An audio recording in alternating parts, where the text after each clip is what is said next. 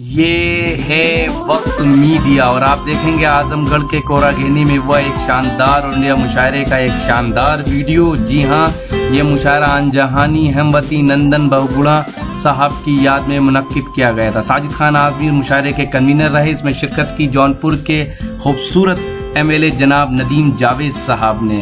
हिंदुस्तान की राजनीति में उभरते हुए सितारे ने क्या कहा जौनपुर के मुशायरे में, आप जरूर देखिए इस वीडियो में, लेकिन पहले 30 सेकंड में इनकी बात सुनिए। ये प्रोग्राम आप तक ला रहे हैं जेंगो बनाना। जी हां, जेंगो बनाना आ गया दुनिया का पहला अंताक्षरी और गेम्स का ऐप। 60 साल के बूढ़े या 16 साल के जवान, आप सबके लिए है जेंगो बनाना का ये पैगाम। आज ही अपने मोबाइल में गूगल प्ले स्टोर में जाकर डाउनलोड करें जेंगो बनाना। जी हां, जेंगो बनाना गूगल प्ले स्टोर में जाकर डाउनलोड करें, लिखें JANGOBANANA और खेलें अंताक्षरी अपने रिश्तेदारों, अपने दोस्तों और अपनी गर्लफ्रेंड के साथ दुनिया के किसी भी कोने से कभी भी। सुने सुनाए फिल्मी गीत और मजा लीजिए रोमांटिक सेट और फनी शायरी का, साथ ही जोक्स और भी बहुत से नए गेम्स आपका इंतजार कर रहे हैं जेंगो बनाना पर। अब इसके बाद इस प्रोग्राम के युवाओं की दिलों की धड़कन मोहतरम जनाब नदीम जावेद साहब से मैं गुजारिश करूंगा, जो इस प्रोग्राम की इब्तिदा करेंगे। मोहतरम नदीम जावेद साहब जो अल्लामा शिबली नुमानी की सरजमी पर आप लोगों से रूबरू होंगे। मैं इनका आजमगढ़ की सरजमी पर खैर मकदम करता हूँ, शुक्रिया अदा करता हूँ और साथ ही इसे रिक्वेस्ट करता हूँ, गुजारिश करता हूँ कि आए मंच पर अपनी बात को रखें।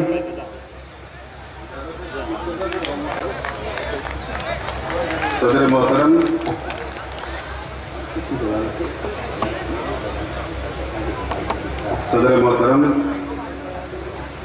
मोहतरमा रीता बहुगुणा जोशी जी, हमारे चचा और जो अदब के सियासत में तो है ही, लेकिन अदब से जिनका बड़ा पुराना और वालहाना लगाव है, मोहतरम जक्के फैजान साहब, मुशायरों को जिन्होंने निजामत की एक नई पहचान और नई बुलंदी तक पहुंचाया, मोहतरम अनवर जलालपुरी साहब, कैसर खालिद साहब जो IPS ऑफिसर हैं, मुंबई के असिस्टेंट पुलिस कमिश्नर हैं, शायर भी हैं, ऐसे शायर व तशरीफ लाए हैं, दीगर मौजूद शोराए किराम, यहाँ पर मौजूद बुजुर्गों, नौजवान दोस्तों और साथियों।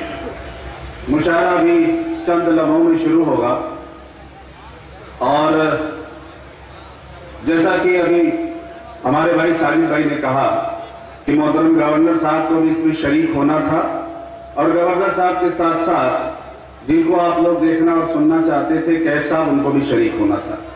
लेकिन कैफ साहब का जहाज सचमुच छूट गया और अभी दीदी से मैं यही दरख्वास्त कर रहा था कि मुनासिब यह होगा कि कैफ साहब का मैसेज हम उनको देख तो नहीं सकते, लेकिन टेलीफोन पर उनकी आवाज आप तक पहुंच जाए। लेकिन जो बुनियादी मकसद है वो इस मुशायरे के ताल्लुक से ही है और मैं आपसे ये अर्ज करूं कि आजमगढ़ सिर्फ एक जिला नहीं है, आजमगढ़ एक पहचान है, एक शनाख्त, एक वजूद है।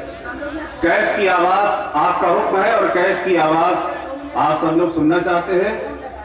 दीदी ने फोन पे कैफ साहब को लाइन पे ले लिया है और उनकी जो बात है वो आप तक पहुंचे और इंशाल्लाह वो अगले किसी प्रोग्राम में जरूर आपके बीच में आ जाएंगे। कैफ साहब की आवाज है। कैफ भाई, यहाँ पे हजारों हजार लोग आपकी आवाज को सुनना चाहते हैं। आपका जहाज छूट गया है, कम से कम आप मैसेज जरूर दे दीजिए। कैफ भाई, आप स्पीकर फोन पर हैं, बोलिए। बहुत शुक्रिया साहिल भाई, मुझे माफ करिएगा मैं आ नहीं पाया, पूरी कोशिश की। मेरा तो मैच भी चल रहा था और थोड़ा सा लेट हो गया, लेकिन मैं इंशाल्लाह फ्यूचर में जरूर आऊँगा, आपके साथ रहूँगा। सबको मेरा सलाम, जितने भी लोग आज आए हुए हैं। आप अपने हवाई जहाज वाला किस्सा सुना दीजिए। क्या हवाई जहाज का किस्सा सुना दीजिए जो छूट गया है। लोग ये कह रहे हैं कि हवाई जहाज कैसे छूटा, वही बता दीजिए। मैच और कैच तो छूटते रहते हैं, हवाई जहाज कैसे छूट गया? 5 ग्रुप में ट्रैफिक गया हुआ, 45 मिनट तक मैं आगे बढ़ ही नहीं पाया बिल्कुल यहाँ पर, तो 40-42 मिनट तक तो मैं जरूर पहुंचा रहा वहाँ पर। और लेकिन अब क्या बताया, बस शुक्रिया बहुत कैफ भाई, आपकी दुआएं और आपकी मोहब्बत और आपको सब लोग यहाँ देखना और सुनना चाहते थे। सबकी दुआएं आपके साथ है। और सब लोग ये यकीन कर रहे हैं कि इंशाल्लाह आप आगे मुस्तकबिल में जरूर तशरीफ लाएंगे। बहुत शुक्रिया। कैफ भाई ने अपनी ताल्लुक से आपसे गुफ्तगू की। मुझे याद है कि अजहरुद्दीन साहब भी तशरीफ लाए थे, अनवर साहब, और अजहरुद्दीन भाई ने जाते जाते ये कहा था कि अब मैं जा रहा हूं, अब आप लोग मुशारफ नोश फरमाइए।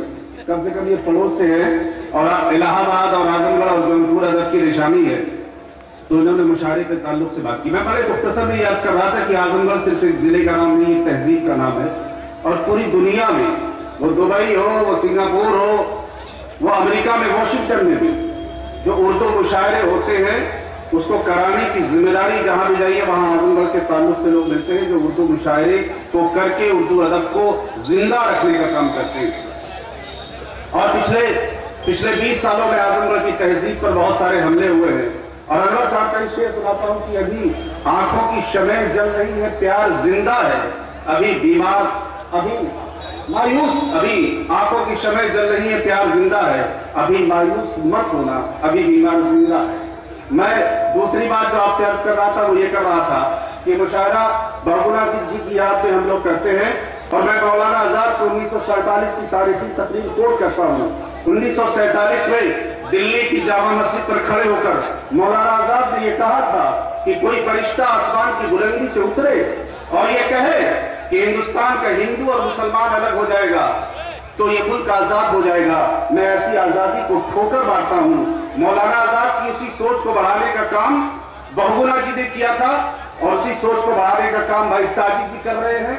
मैं रीता जी का बेपनाह शुक्रगुजार हूं कि वो हमेशा इस मुशायरे में तशरीफ लाती है और हिंदुस्तान की कौमी एकजुटती, हिंदुस्तान के हिंदू मुस्लिम रिश्ते, हिंदुस्तान का जो कंपोजिट कल्चर है जिसकी लड़ाई हम लोग पूरे मुल्क के अंदर लड़ रहे हैं, उसको बचाने का काम आजमगढ़ की ये सरजमीन हमेशा करती रही है और इंशाअल्लाह मुस्तकबिल में करती रहेगी। एक बात और अर्ज करता चलूं, महात्मा गांधी की 1947 में जो मौलाना आजाद की 1947 में जो तकरीर थी उस पर हमला 1948 में ही हो गया था जब नाथूराम गोडसे ने महात्मा गांधी को शहीद कर दिया था।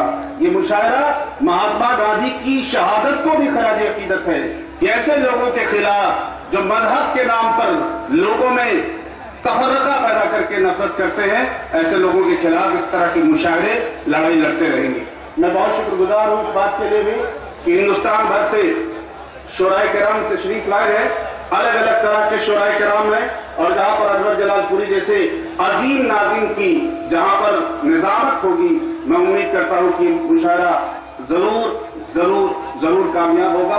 हमारे भाई और दोस्त और साथी जो मुंबई से तशरीफ लाए हैं, और मैं समझता हूं कि हिंदुस्तान के मुसलमानों के लिए इस तरह के लोग आइडियल होने चाहिए कि अपनी पढ़ाई करके बिहार से निकल के मुंबई जैसे शहर में एक पुलिस कमिश्नर के ओहदे पर, असिस्टेंट पुलिस कमिश्नर के ओहदे पर फायज है, और सिर्फ पुलिस के ऑफिसर नहीं है बल्कि उर्दू अदब की खिदमत मुशायरों के जरिए, अदब के जरिए करते रहते हैं, वो भी तशरीफ लाए हैं। और खासतौर से फैजान चचा का जो कि हमेशा मौजूद रहते हैं, और मैं समझता हूं कि हिंदुस्तान की सियासत का यह अलमिया है कि ऐसे लोग जिनको जरूर लोकसभा में या राज्यसभा में होना चाहिए था, ऐसे अदबी और सियासी लोग लोकसभा और राज्यसभा में नहीं है। और उनका एक बड़ा कीमती मुझे शेर याद आता है राज साहब का, कि शेर कुछ यूं था कि वो बड़ा मशहूर शेर है,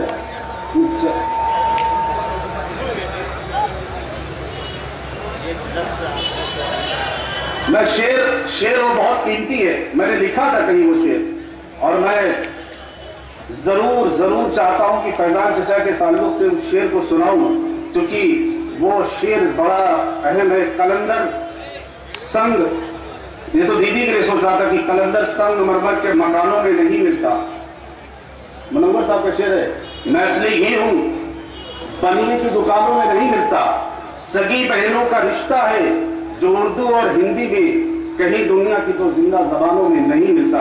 और राहत साहब का जो शेर मैं सुनाना चाह रहा था, वो मैं शेर फिर कभी इंशाल्लाह सुना दूंगा, लेकिन अभी सुनाता हूं कि कलम न हो तो लहू तर्जुमा नहीं होता, हमारे दौर में आंसू जुमा नहीं होता, जहां भी होगा वहीं रोशनी लुटाएगा, किसी चिराग का अपना मकान नहीं होता। मोहतरम फैजान साहब के हवाले से, और मैं उम्मीद करता हूं कि मुशायरा तारीखी होगा। शाम गम, अनवर साहब बैठे हैं इसलिए उनके हवाले से बात को खत्म करता हूं कि शाम गम कुछ निगाहे नाज की बातें करो, बेखुदी बढ़ती चली है, राज की बातें करो, लिखते जुल्फे परीशा, दास्ताने हुस्ने यार, सुबह होने तक इसी अंदाज की बातें करो। शुक्रिया खुदा। आजमगढ़ के कोरा गहनी में हुआ ये शानदार ऑल इंडिया मुशायरा, इसे ऑर्गेनाइज किया sir Syed educational and welfare society ने। इस सोसाइटी के जनरल सेक्रेटरी हैं जनाब साजिद खान आजमी साहब। जनाब साजिद खान आजमी साहब इस मुशायरे के कन्वीनर रहे। ये उनका 11वां मुशायरा था। जी हां, जनाब साजिद खान आजमी साहब अपनी मेहनतों, अपनी कोशिशों से आजमगढ़ और उसके एतराफ में उर्दू की शमा को रोशन किए हुए हैं। और कर कौन रहा है? साजिद।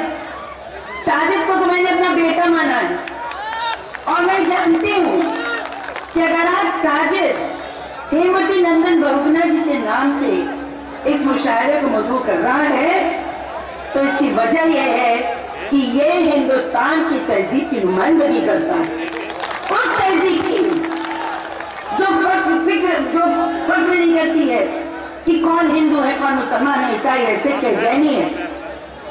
इस शानदार ऑल इंडिया मुशायरे की सरपरस्ती की गरीबों की हमदर्द उर्दू की मुहाफिज प्रोफेसर रीता बहुगुणा जोशी साहिबा ने, जो कौमी तर्जुमान हैं कांग्रेस पार्टी की, साथ ही लखनऊ शहर की एमएलए भी हैं।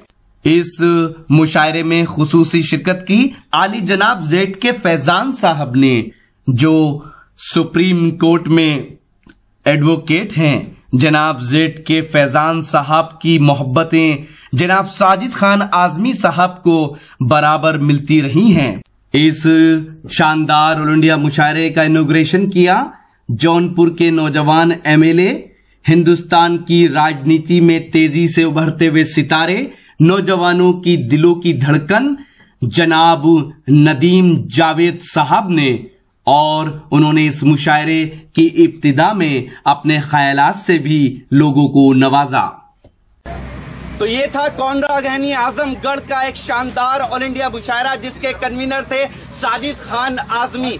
उम्मीद करता हूँ ये मुशायरा आपको अच्छा लगा होगा। ये मुशायरे का एक वीडियो नहीं है, अगर आप पूरा मुशायरा देखना चाहते हैं तो विजिट कीजिए हमारी वेबसाइट, पता है www.mushairalive.com। जी हाँ, www.mushairalive.com पर आप लेटेस्ट मुशायरे के वीडियो भी देख सकते हैं और ऑनलाइन मुशायरा भी सुन सकते हैं। अगर आप फेसबुक पर हैं तो हमें फॉलो करें, पता है www.facebook.com/महफिल.मुशायरा। अगर आप चाहते हैं कि आपके शहर के मुशायरे भी इंटरनेट की दुनिया में पहुंचे तो हमारी टीम को बुलाइए। हमारा मोबाइल नंबर है 09997640286। फिर किसी शहर से किसी और मुशायरे को आप तक पहुंचाएंगे। कैमरा पर्सन इरफान खान के साथ शफी खान, वक्त मीडिया के लिए।